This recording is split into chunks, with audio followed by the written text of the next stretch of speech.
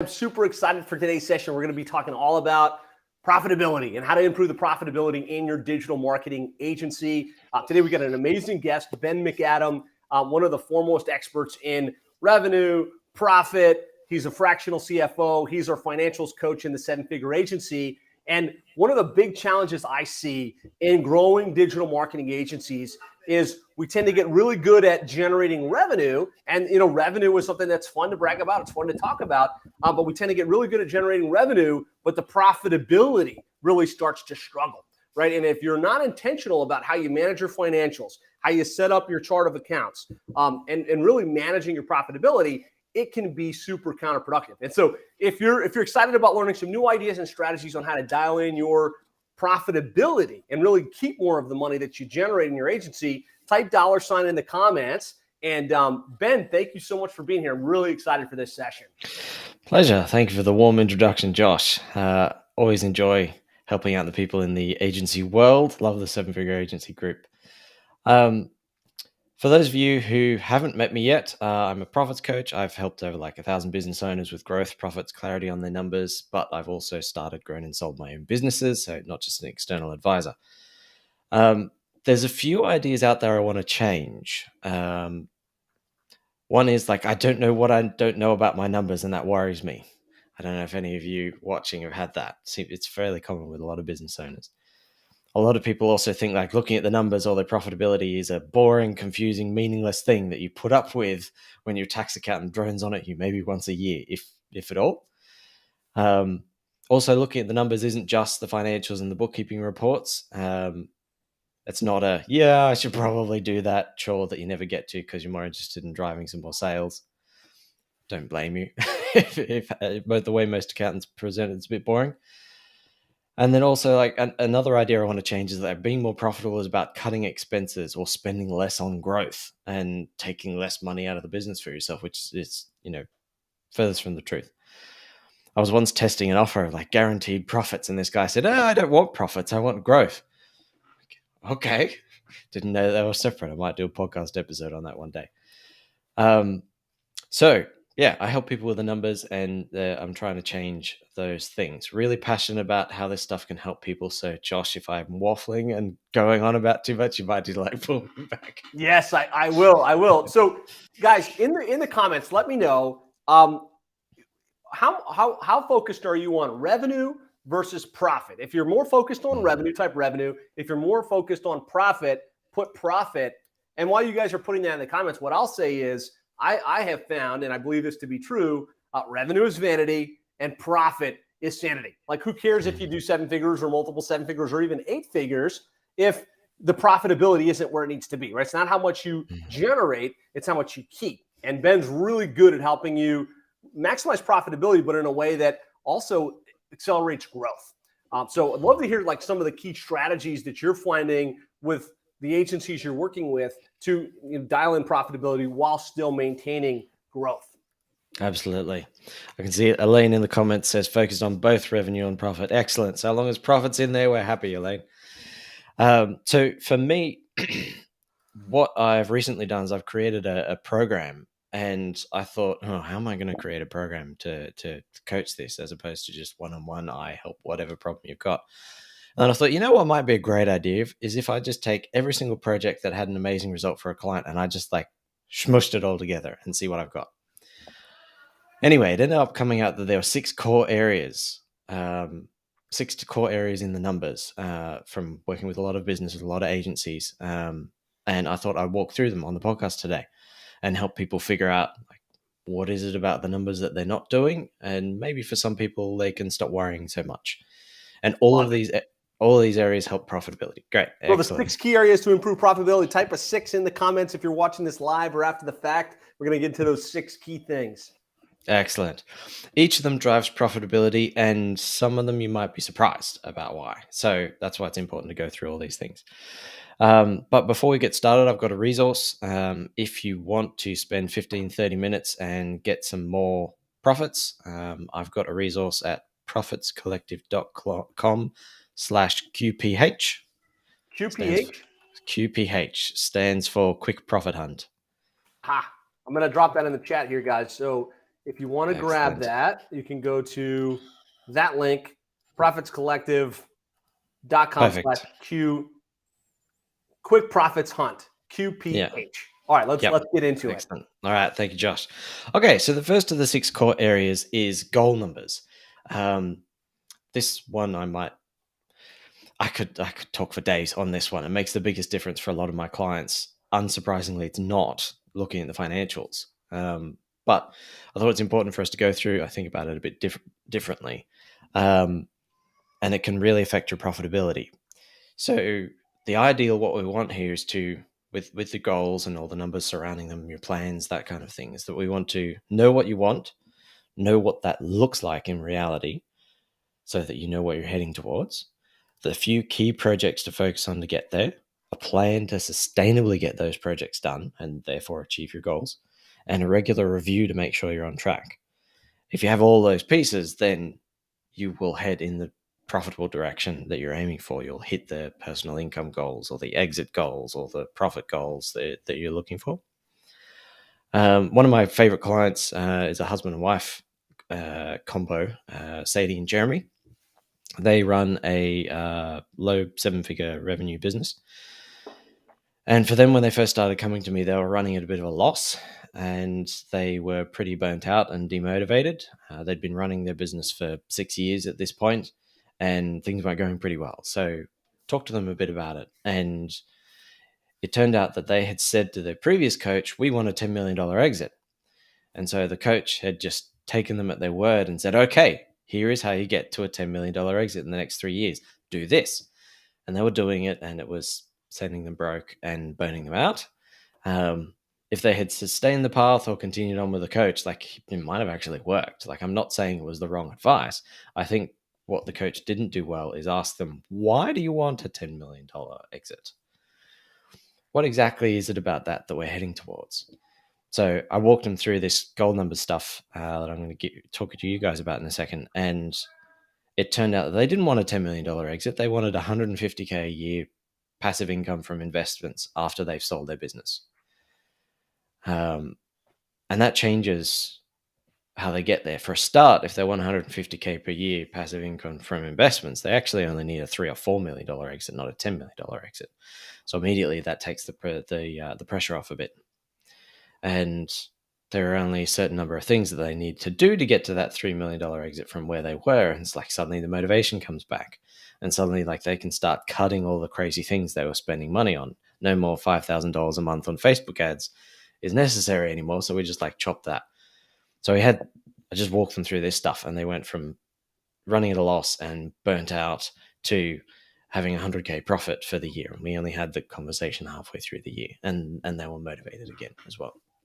So you'd be surprised, like, goals and the plans you make to achieve them can actually be a big lever to achieving profitability. Is that making sense so far, Josh? Yeah, I love that. So number one is all about these goal numbers and kind of knowing your why, right? And who cares if it's not just about a big number in the bank. Like, why? Like, why is it selling for 5 million or 10 million or whatever the number is? And you can adjust your strategy, and it could have a completely different outcome for you. Absolutely. So for each of these 6 core areas of the numbers, I've got a couple of questions to ask those of you watching, and you can kind of give yourself a score. And it will also hint at what you need to work on next in this area. So in most cases, you can just count on one hand. Even those of you who are driving can do this exercise. The first is, like, give yourself a point if you've set SMART goals, SMART goals, and asked why a million times to figure out that, yes, this is what I want.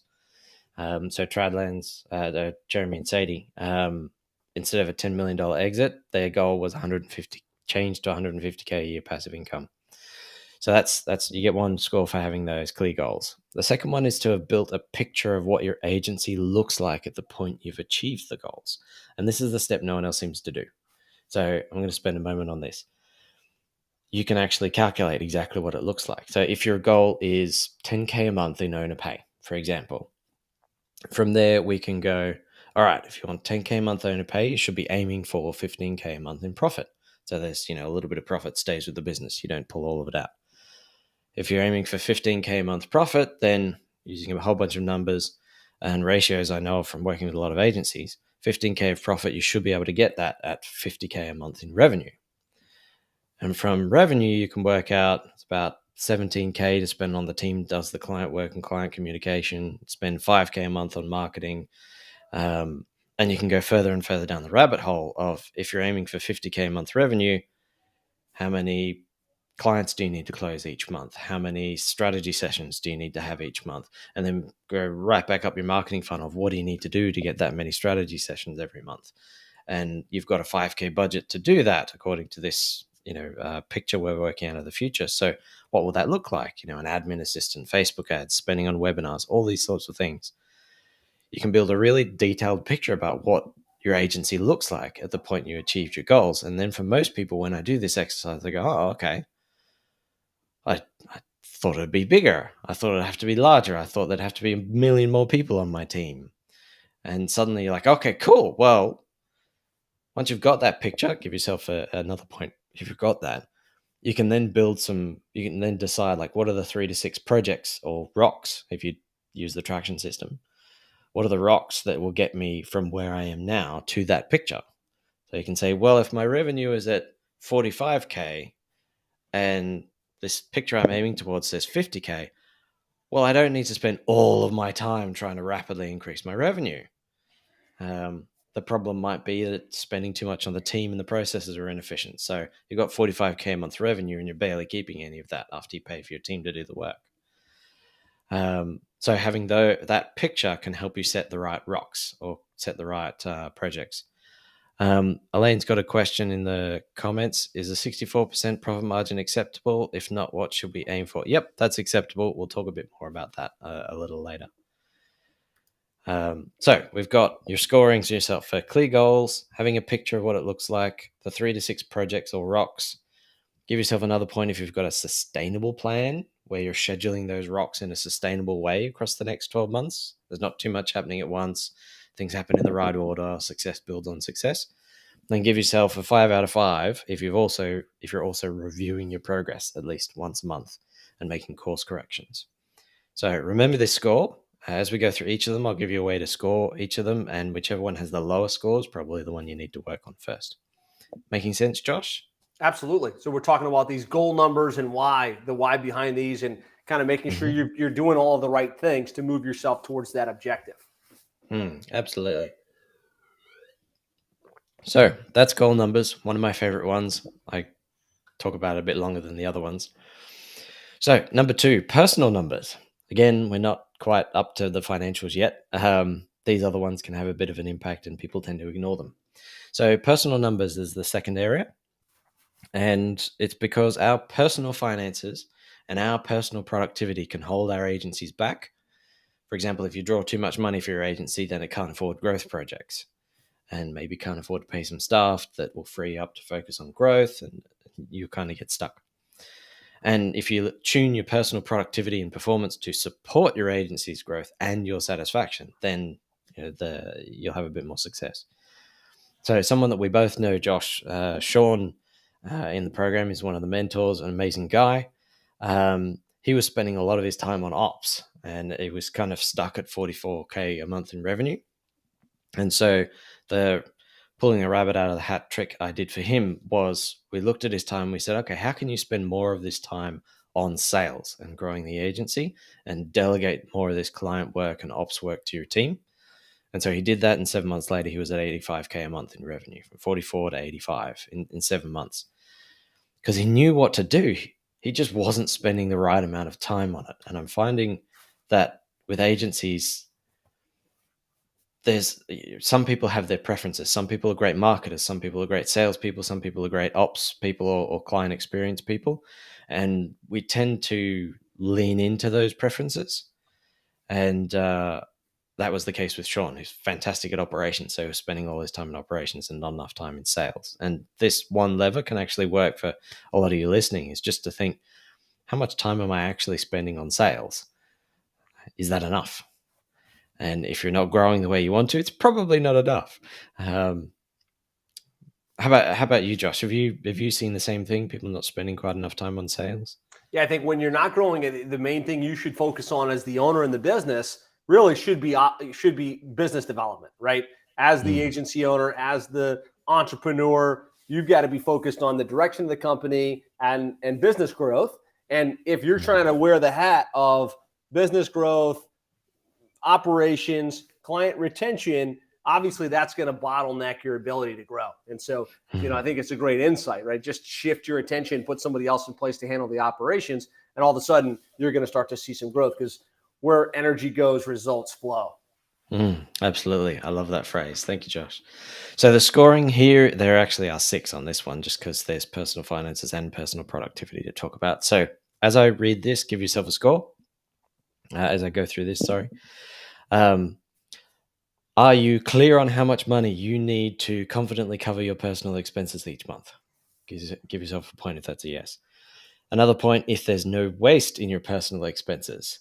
Or actually, no, that's just hard. Let's say there's little waste, very little waste in your personal expenses. Another point if you've got a 3 to 6 month personal savings buffer and you're building your personal wealth. So those are the 3 for personal finances. The fourth one, give yourself a point if you know when to work on the different types of tasks for maximum effectiveness, like deep work in the morning or in the evening, sales calls or client calls at certain times, admin work versus team calls. So if you know when in the day is the right time for you to do these things to be effective. A fifth point, if you've got a framework in place for supporting your productivity, like you've got food, water, sleep, exercise, breaks, an ability to like walk somewhere and stretch your legs or go do some push-ups or something. If you've got a framework in place to support your performance, and then give yourself a 6th point if you've also got no waste on your to-do list or calendar, or maybe again very little waste on your to-do list or calendar. And compare, like, what's your score here compared to the goal numbers? Like, which is more of a priority for you to aim for? Is that making You can sense, score Josh? basically between a 0 and 6 on either of these. Yep. 6 being it's all dialed in. 0, like you got big problems there. And it's good to know what those 6 key things are. I think that's awesome. Yeah, awesome. So let's move on to one of my other favorites. Number 3 is offer numbers. Now, the idea here is that you got to make sure that the service that you're offering and the price you're offering it at actually leads to profits, growth, being able to afford marketing, managers, growth projects, and a decent pay for you as you grow. This thing is done well in all rapidly growing agencies, and that is not a coincidence. It's one of the primary things that I teach everyone because it isn't talked about enough. So again, this passion thing, I'm going to go a bit deeper on it. So again, a mutual contact we know, John. I actually have a lot of J clients. I don't know why. So John's running his agency. It's 20 to 30K a month, and it's kind of like in goal numbers when I was saying at 50K a month, you should be able to pull out 10K a month for yourself. Should have 15K profit. John wasn't anywhere near that. He didn't necessarily want to draw more money out of the business. He wanted to invest more in the business and invest in building a team that would help get him to the next level. And so talk to him about margins, gross profit margins, which I'll describe in a moment. Elaine, looks like we're on the same page here in the chat. And we talked about that, and that he worked a lot and he got his team involved on helping him improve his gross profit margins as well. And then now he's got a decent sized team. He threw a great retreat for them and they're all aligned, and he has his ops manager working on improving all this. And so his profitability is going up quite dramatically. Even without having to pour in a ton more revenue, he's getting quite a lot more profit out. So this is the kind of thing that you cannot solve by selling more. Because if you have bad margins or a very unprofitable service that you're selling, then selling more of it is actually going to send you broke, counterintuitively. Josh, anything you want to add for this one? No, I think you hit all of the right points there. Awesome.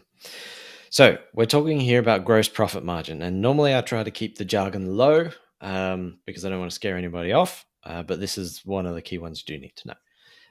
It's the percentage of the price or your revenue that's left over after you've paid for client work and communication to be done. So if you don't have a team, you're going to have to factor in your own time. But just for now, like, I don't want to go into the weeds about how to calculate it, but just as far as like what the impact this can have is if you think about your current monthly revenue, And imagine you take my advice, you work on your gross profit margin, and you get like an extra 5% of that revenue you keep. So you improve your gross profit margin from, I don't know, 50 to 55% or something, for example. How much extra money would you have? Because it goes straight to the bottom line, straight to your net profit, straight to your bank account, this extra money, because there's no cost associated with that extra that you make. So let's go with the 50K a month revenue example. If you do this 5% increase, that would be an extra $2,500 a month, extra cash in your pocket. You could put that in your pocket. Hooray! I guess you get to draw out an extra $2,500 a month, and you send me a Christmas card or something as a thank you. But imagine if you spent that extra $2,500 a month on marketing. If you got a decent return on that, that could be an extra $7,000 to $10,000 in extra MRR per month. So, and just do a little bit of work on the gross margin, extra 5% improvement there, not huge, not dramatic, but it then enables you to spend more on marketing and get an extra $7,000 to $10,000 a month, extra revenue every month. And that's worth working on, I think, at least from my perspective. How about you, Josh? But that'd be 100%. nice. Yeah, no doubt. Like Yeah. improve the margins and have more for yourself or have more for your growth. Awesome. So the scoring system here, there's 5 here. Give yourself a point for each of these you got. If you can napkin math or have a spreadsheet calculating your gross profit margin, if you don't know what it is, it's very hard to get a point on any one of these. Another point if you know what your gross profit margin is. So not just that you can napkin math it or you have a spreadsheet, is that you do actually know what the number is. You've done the exercise. Give yourself another point if your team is helping you work on improving it or at least maintaining your gross profit margin. A 4th point if your gross profit margin is 66% or above. So Elaine, this is relevant for your question from before. That 66% is what I like to call Everest Base Camp. And then you give yourself a 5th point if your gross profit margin is 80% or above. If you're keeping 80% of what the client pays you after you've paid for all the team, you still got 80% of it left over. This is like the summit of Everest for those who want to go there. I doubt very much that most people listening to this will have 5 out of 5. If you don't have that 80% or above, it's not like going to break your business. But you can do some pretty amazing things. Like, we said, what if you had 5% more, how much you could grow your business by reinvesting in marketing? Most agencies are at 50%. And so like adding an extra 30% is just like things get crazy, stupid fun about how fast you can grow and how much help you can afford to bring along on the journey. So this is one of those key things that will actually make or break your agency, right? If your gross profit isn't thick enough, you can wind up selling, but not have anything to show for it, not have enough to grow the team, not have enough to continue to put in marketing. Really knowing what that gross margin is and having a target that you shoot for can make all the difference. I think in a previous training, you referred to this as the golden number, right? Which yes, the golden number you're shooting for is 66% or higher, right? If I've got that right. Yep. So 66% or higher. And then there's another easy way to calculate this, which was take what it costs you to deliver your service and then multiply by 3. Is that right? Or is multiply by 3? And that's it. So if you're white labeling, and it's different for white label, but let's say your outsourced cost is $1,000 a month for whatever you're selling. To really be in that golden range, you need to be charging $3,000 per month. And that's just easy math. Ideally, get to 80% growth margin. Then you've got lots of room. But at a minimum, you want at least a 66% gross margin on your services. Absolutely. Yep. I find if people don't have the gross margin in place, like most agencies will take whatever their cost is and multiply it by 2 to get their price. If people don't have this right, they tend to stall somewhere around 30 to 60K a month in revenue, and somewhere in like the low 7 figures, business just gets really hard because you can't afford to hire help. And you can't pay for marketing to help you grow. It's like you have to do everything yourself, and we can get lured into this idea of, I want to grow, so I just have to hustle. But it's not necessarily true. Or at the very least, imagine if you were still hustling, but you also afford a lot of people to hustle alongside you. It's like, that's how you get the amazing results.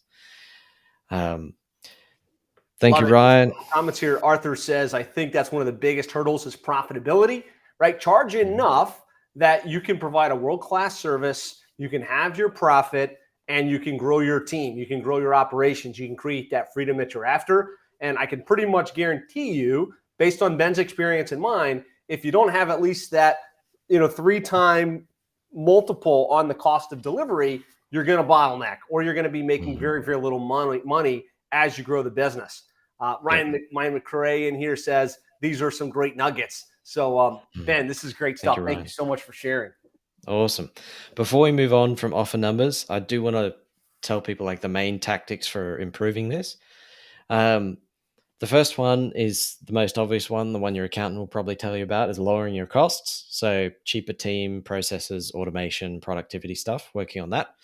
Because the gross profit margin and what we're talking about here is it's about like, here's what you're charging and here's how much it costs you to provide it. If you can make that gap bigger in either direction, then that's what we're looking for here. So reducing your costs widens it by, pulling down the bottom, and that's good. The one that no one really wants to do or talk about is increasing your prices. It's not the most popular option, which is why it's usually the one that's most needed. Most people will be like, oh, I'm not making enough money. Oh, okay, I'll try and cut some costs. That's like immediately where people's minds go to. But increasing prices can be important. It's the most common thing I do workshops on. I did one in 7-figure agency. The best result so far from increasing prices is, and these are both 7-figure agency members, one of them doubled their prices and no clients left using the process that I shared. And another one added an additional 200,000 in annual recurring revenue. Like after all the clients who left, they were still up 200,000, even though they'd done a price rise 6 months before. Like no one objected if you do it right. So it doesn't have to be scary. If you raise your prices enough and like a bunch of your clients leave, it can still be impactful. So there's an exercise I usually walk people through, because pretty much all of you listening probably need to raise your prices. We all do. We drag our feet on it. So imagine if you're at like 10K a month revenue, or 10K a week, 10K a day, whatever. 10K is the revenue, recurring revenue you got. And I tell you to double your prices and you do it. Good on you. That's hard. And now your revenue's at 20K, right? Except then the thing you feared actually happens and half of your clients run away. And you're back to 10K revenue again. And you shoot me for sending you on that unnecessary emotional roller coaster. Except that you've got the same amount of revenue, but half as many clients. So your costs are halved. So even though a dramatic portion of your clients left, you're actually more profitable from the price rise. So it's worth thinking about. And I've got a blog post. If you just search in Google Profits Collective lose customers, I think it'll come up. No one's competing for that term in the SEO world. So it's got a little blog post, walks you through the exercise and says, based on what your gross profit margin currently is and what kind of a price rise you're thinking, it can tell you what percentage of customers you can afford to lose and still be more profitable. So it's a worthy exercise to go through. It's a powerful exercise. Most people are amazed by the price elasticity of marketing agency services, right? Regardless of what you're charging right now, there's somebody charging more. And I'm not saying to go out and gouge, but if you're not at that 60%, 66% gross margin, you owe it to yourself, you owe it to your team, you owe it to your future growth to raise the prices enough to have that buffer so that you can grow. And if you doubt it, and every time he does this workshop, people like kind of tremor in their seat. We can't raise the prices on our existing client base, but go look up that exercise he's talking about there. The reality is, you're going to gain more in profitability than you're going to lose in client churn with these types of price increases. Absolutely. So zooming out a bit, I could talk about raising prices and the benefits of it and how to do it. I could talk about that all day. But we're talking about the tactics to improve your gross profit margin. We talked about lowering costs, increasing prices is the other one. So remember, gross profit margin is like that percentage you keep after, like, here's your prices or your revenue, and here's what it costs to deliver it. We're trying to widen that gap. You can lower your costs, you can increase your prices. Another way to do it is a different way of thinking, is to change your inclusions. Change what people get for the amount of money that they're paying you. Some full service marketing agencies have been removing social media content production as the way they do it or the way it's done in their niche is unprofitable and time consuming. So you can remove that. Customers don't mind because their results don't change and they don't have to send you information or photos or whatever every month anymore. But you can still charge the same amount. So it's one way of like raising your prices or decreasing your costs, but in a different way that neither you or your client might object to. So, excellent. You put the link into the chat. Thank you, Josh. So that's, again, I'm going to stop myself, talk about offer numbers and margins all day, but that's number 3. So I hope that one was helpful. Anything you want to add on that, Josh, before we move on? No, I think that's really important, right? Get those financials in order. Make sure that you got enough of a buffer. Know that your offer number makes sense from a financial profitability perspective. And give Ben some feedback here in the comments if you're getting value and you've got a couple nuggets. Type of 1 in the comments, and let's dive into number 4. Excellent. So number 4 is marketing and sales numbers. And the reason why we want to have some numbers to look at this might actually already be obvious for people who've been listening to this podcast and following your stuff, Josh, because you do this really well, talking about, number of clients, number of strategy sessions every month and making that simple and clear for everybody. Thank you, Ryan.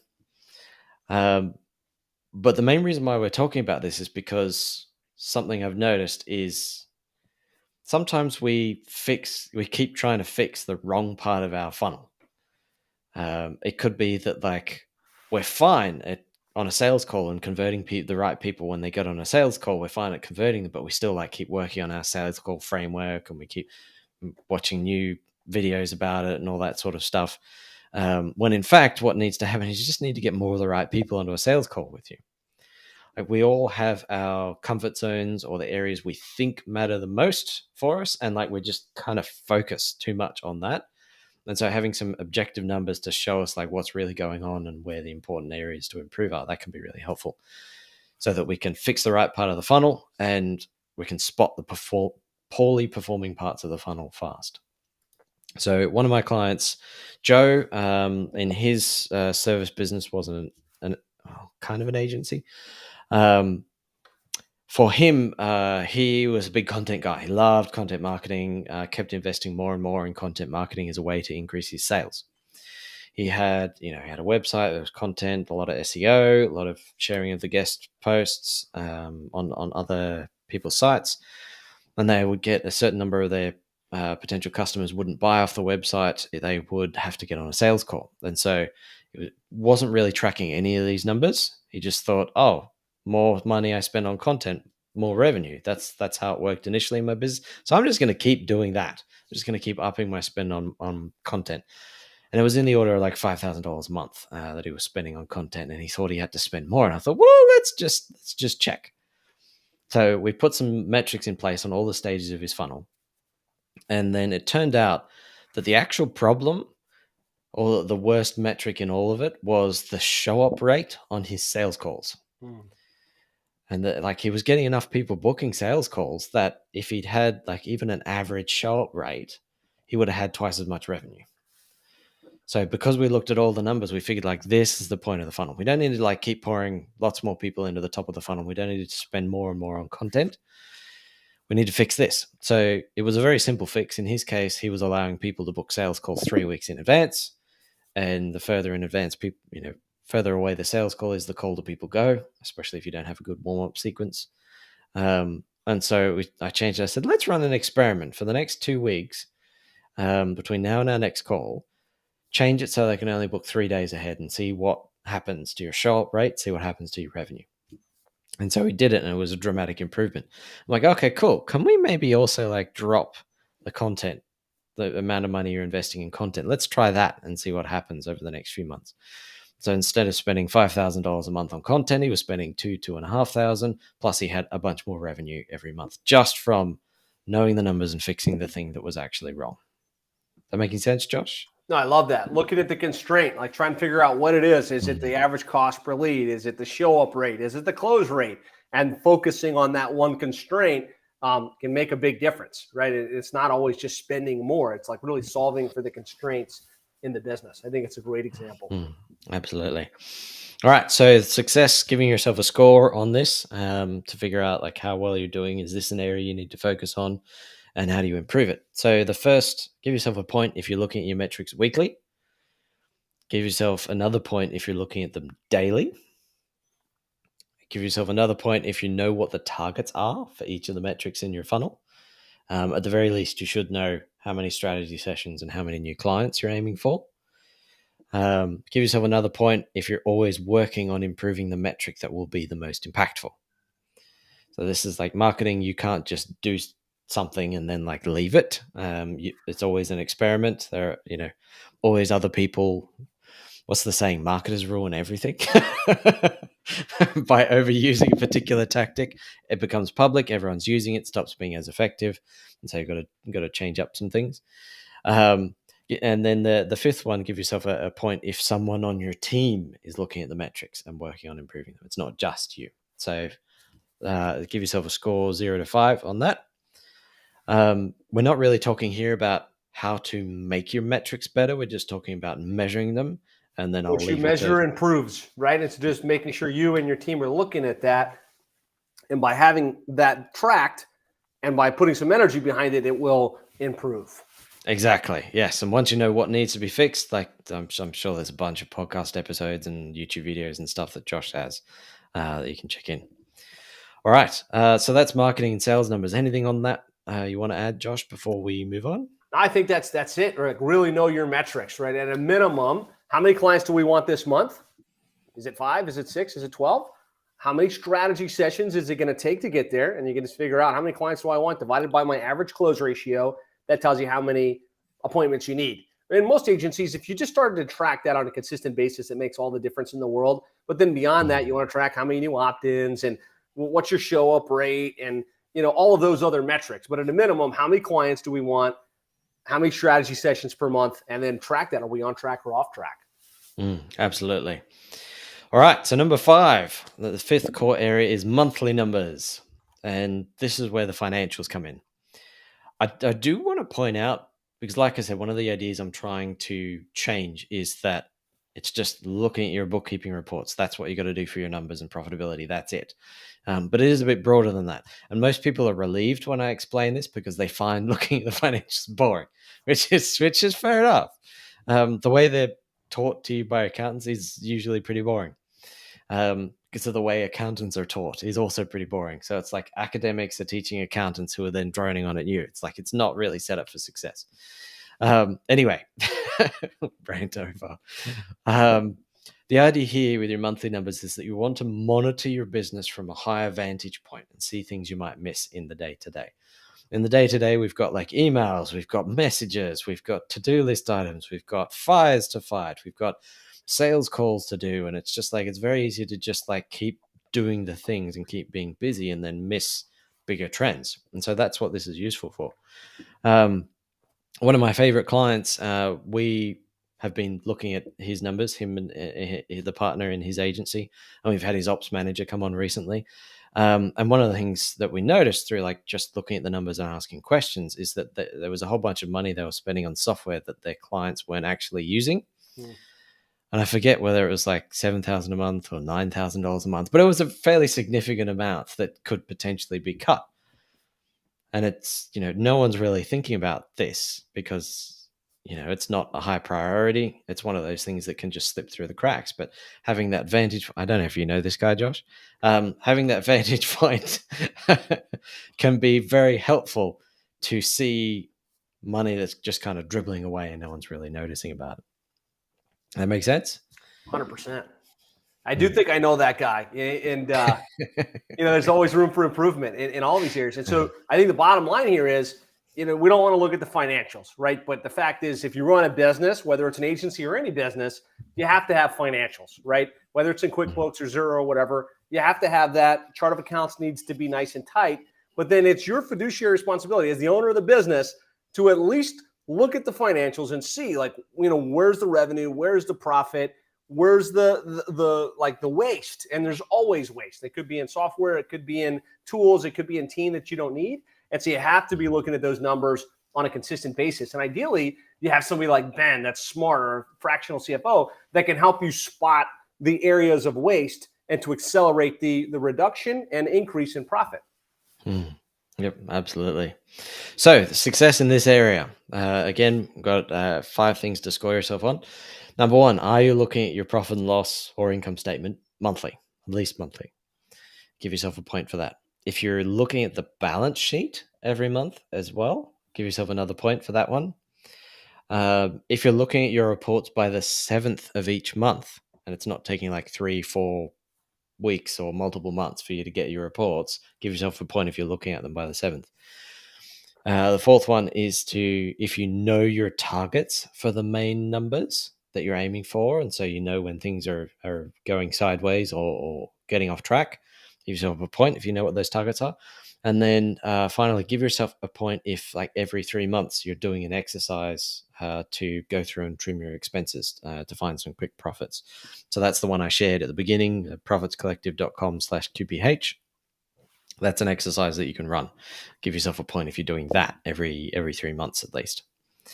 So that's the scores for the 5s. I'm going to drop this in the links again real quick, guys. So if you want to run an actual exercise, it's hard to do this on a podcast where it's like there's lots of things being discussed and you kind of manually kind of check along with us. Go to the link, profitscollective.com/quick-profit-hunt. There, Ben has an exercise he'll walk you through so that you can find profit. And in the example he was saying there, that's my company. And we meet with Ben every month and we look at the financials and he helps us spot trends.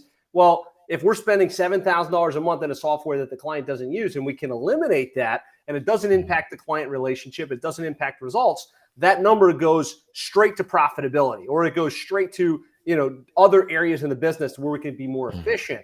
And so I really encourage you, go to that, profitscollective.com/quick-profit-hunt, or QPH is the redirect link, and you'll be able to get through that exercise. Excellent. Thank you, Josh.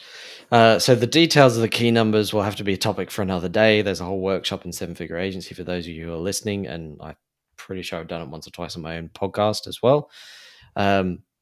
But I didn't want to spend the whole episode talking about what are the key numbers on your financials, because there's a bunch of numbers and you'll probably do the other numbers more so than looking at your financials. I can get you to look at your, listener, I can get you to look at your marketing and sales numbers a lot easier than I can get you to look at your financials. So if this is my only chance to impact you, then that's how we're spending the time this way. All right. Anything on monthly numbers before we move on to lucky number 6? The only thing I'll say on monthly numbers, I just think it's so important that your chart of accounts are set up correctly, where you can really easily see revenue is easy to track. Cost of goods sold, a lot of times that's a mixed bag, right? And you're putting things that shouldn't be cost of goods sold. And that's really where you can easily track that gross margin. So knowing here's our, if you do like outsource content, or you do outsourced link building, or the actual costs that go into the delivery of the service, have those on the chart of accounts properly listed. And then your overhead expense, make sure that's dialed in. And then having a below the line executive profit, where you're like any of the things maybe that you're putting towards vehicles and travel and stuff like that. Knowing that the financial chart of accounts is set up correct is kind of the bedrock to your ability to manage the business and make smart financial decisions. There's a great training in 7-Figure Agency that Ben walks you through exactly how to set up that chart, or reach out to Ben directly, and he can help you guys structure it. But I think knowing that is set up right makes it so that looking at the monthly numbers, looking at the profit and loss in the balance sheet is productive use of time. If you don't have that foundation right, you're just looking at random numbers and it's very hard to ascertain any insights. Absolutely. And for those of you who don't know what chart of accounts means, it's basically the names of the rows on your profit and loss report. Like, one might be software costs or software and subscriptions, and changing how those rows are laid out and what they call can make it a lot more pleasant and a lot more valuable for you to be looking at your numbers. All right. So number 6 is future numbers. So lucky last, because in most cases I recommend everyone, if I have to choose on what I work on with people, this is the last of the 6 core areas that I'll usually work on with them. But for some people, it's critically important. It's more critically important for people who have inventory-based businesses than agencies, but there's still a lot of value for agencies. So the idea here with future numbers is this will allow you to make more aggressive moves, like more aggressive growth plans, for example, with less risk than otherwise. For example, like if you found a rock star potential team member, but they want a higher salary than you were originally planning for, or there's an opportunity to sponsor a conference because a sponsor's dropped out, and they're saying, if you can act now, we'll give it to you as a bit of a discount. You're like, oh, I don't know whether I can afford it, or if me paying this now is going to send me broke in 3 or 6 months' time when it's my quiet season, for example. And maybe you want to invest heavily in other marketing strategies, like spend a lot on Facebook ads because your funnel's kind of working, and so you want to spend a bit more. Or maybe you want to launch a new service, but you want to hire more team members and pay to train them before the revenue is going to come in for the new service, like if you're adding on a concierge service, for example. And for a lot of these opportunities, there's some people who are just like, oh, there's an opportunity for growth, I'm going to go for it. They don't check their numbers at all. That's not good unless you've got like a big stack of savings. And there are other people who might not take that growth opportunity, who might not confidently reinvest in themselves and in the growth of their business because they don't know whether they can afford it over the longer term. Like, oh, I have the money in the bank now, but will I make payroll next week or in 3 months or 6 months? So the idea with this future number stuff is that you'll know whether you can afford all those things without going broke. So I got 2 examples for you. One is my client, Jeff. He was doing 300K per year, had a pretty average team. Growth wasn't really there. And we started working together, and he was able to confidently hire 2 rock stars who are now helping him triple his revenue this year compared to last year when, he's been stuck at 300K. He's now on track for $1 million this year, all because of that. And then another example, Kyle and Andy, they had a SEO agency. People might know them. They kind of procrastinated on implementing this stuff initially about the future numbers, but this was one of the big reasons why that helped them grow, become more profitable, prepare their agency for sale. And they sold it last year for a very nice multiple, an amount they were happy with. Confidential, I can't say what it was. I don't really want to name drop without checking who they are, but you would all know Kyle if you're in the SEO world. And all of this comes from knowing what your numbers are going to be like in the future. It's kind of like, what does your P&L and what does your bank account balance look like? What's going in and out in the future can make a big difference on how comfortable you are doing things now. Making sense, Josh? 100%, no doubt. Know those future numbers so you can make strategic decisions and, set the right amount of money aside for the big opportunities or for the big team member, investments that you might want to make. Excellent. So success score on this one. Again, we got 5 points up for grabs here. If you know roughly how much your payroll is each month, you get a point for that because you are at least thinking a bit about the future. You get a point if you have a rule of thumb amount to keep in your bank account. If you're like, oh, if I have 10,000, 20,000, 100,000 in the bank account, I know we'll probably be okay. You get a point for that because you are kind of thinking about the future, like how much money I need to leave for the future. You get a point if you have a cash flow projection or a budget. If you don't know what they are, you don't have them. You get a point if you're reviewing the cash flow or the budget at least monthly against what actually happened, and you're adjusting your future estimates accordingly. So you might have predicted you'd have a great month, but it didn't happen. And you've got to look at the actuals to compare that and see, okay, why didn't it happen? What can we do differently? Does this mean our future prediction needs to be done a bit better? And then you get a 5th point if not only do you have a cash flow projection or a budget and you're looking at it, but you have non-financial numbers on the projection or the budget, and they feed into the financial numbers. For example, you've got your marketing and sales metrics or KPIs that feed into the revenue number on your cash flow projection or your budget. So it's not just like, oh, here's the money coming in and out, but it is kind of tied to the KPIs, and you're looking at what leads to those numbers. So 5 points up for grabs there. Most people should at least get 1 or 2 points out of 5 there. But like I said, if all you have is 1 or 2 points, I would actually suggest fixing one of the other core areas before you work on this one, unless you feel like there's not going to be enough money and you're worried about things. This can help give you a bit of peace of mind. Does that make sense, Josh? Yeah. So we talked about the 6 key things that you can adjust in order to improve your profitability, and it's not just reducing expenses, right? There's a lot more to it in terms of setting right budgets and setting right projections and looking at the marketing and sales and knowing what your personal numbers are. I think there's a ton of great insights in these six key numbers, Ben. Exactly. Thank you.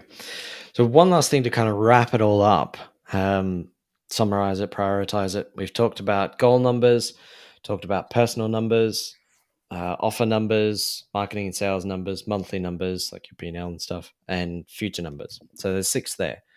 There are levels to these. You come back to them as you grow. So like you know, if you're getting a good score now, add another 25K a month in revenue or 50K a month in revenue, and you might have to revisit some of this. What was sorted won't stay that way. Or you'll need to do things a bit differently when your agency gets bigger and a bit more complex.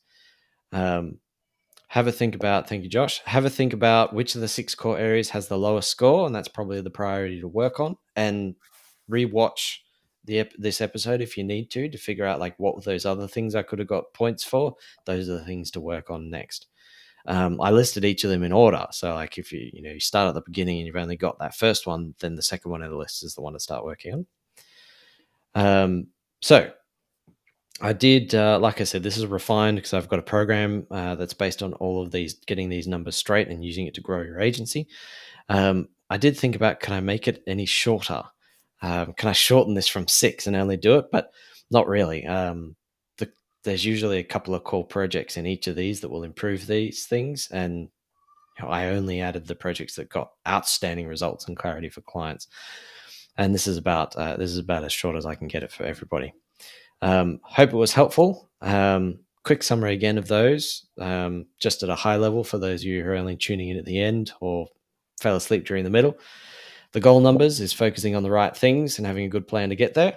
Personal numbers is about having your personal finances not draining the business and having your personal productivity support your growth. Offer numbers is about offering something that's profitable so you don't sell yourself into liquidation. The 4th one is marketing and sales numbers. Get more revenue, waste less time fixing the wrong things in your funnel. Monthly numbers is about monitoring the business at a strategic level. And the 6th one is future numbers, which is making more aggressive moves with less risk.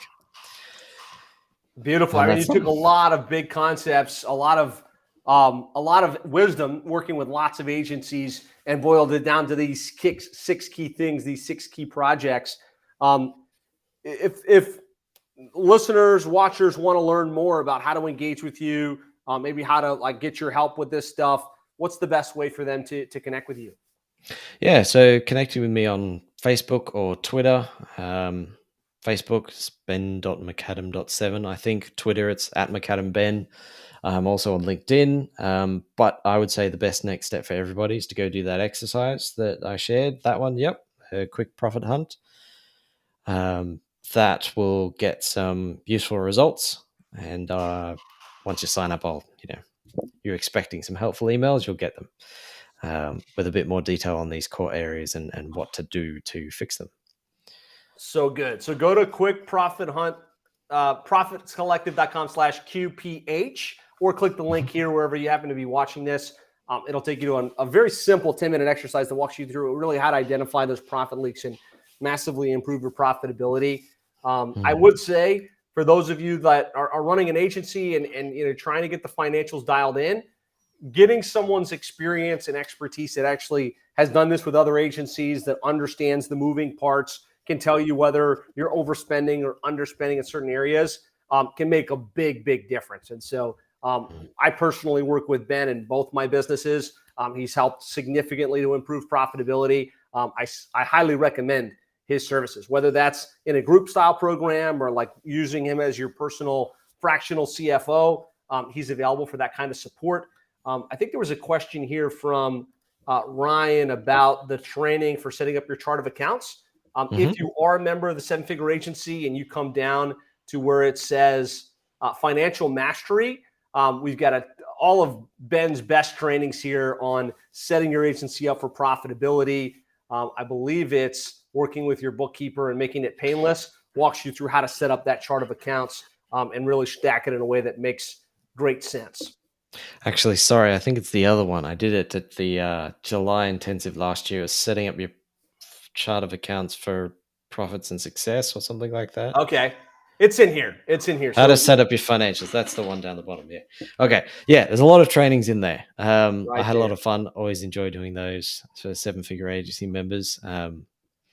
Oh yeah, I have a podcast as well, a Business Numbers podcast, very imaginatively titled. Might have to interview you on there one day, Josh. You got a lot of wisdom to share yourself. Well, if they want to connect with you, that's another option. Just go check out the Business Numbers podcast where you share some of your best ideas and strategies. Yeah, absolutely. So good. All right. Well, Ben, thank you so much for sharing. Lots of great insights here, lots of good takeaways. If you got value, be sure to reach out to Ben, thank him for his help. Be sure to go and check out this quick profits hunt. It's a free exercise to help you find those profit leaks in the business. Ben, anything else you want to add before we wrap up today? Oh man, there is so much. But the main thing is just to encourage people to use their numbers. Sometimes our gut can mislead us. If you rely on your gut, sometimes what you're actually hearing is your fears or bad things about money, mindset stuff. And so having some sort of objective thing to double check your gut against can be really helpful. Like I gave him one of those examples of Joe who was just pouring more money into content. Like without that objective reality, he didn't know that wasn't the most effective strategy. And it cost him a lot of money to do because of that. So pick one of these things, try implementing it. Those of you in seven-figure agency, pick one of my workshops that sounds most relevant, watch it, go do that exercise, check out some of my content in the podcast. Just try and do something small at least once a month, and that'll set you up for success. So good. Well, Ben, thanks so much for the great insights today. Thanks for everything you do to support the seven-figure agency community. And I hope a lot of people connect with you and kind of check out this exercise. And that is it for today. So thanks everyone for joining us and have an amazing afternoon. Go improve your profitability, improve your growth, build the business that you really, really want to create the lifestyle that you're after. And we'll see everybody again soon. Okay.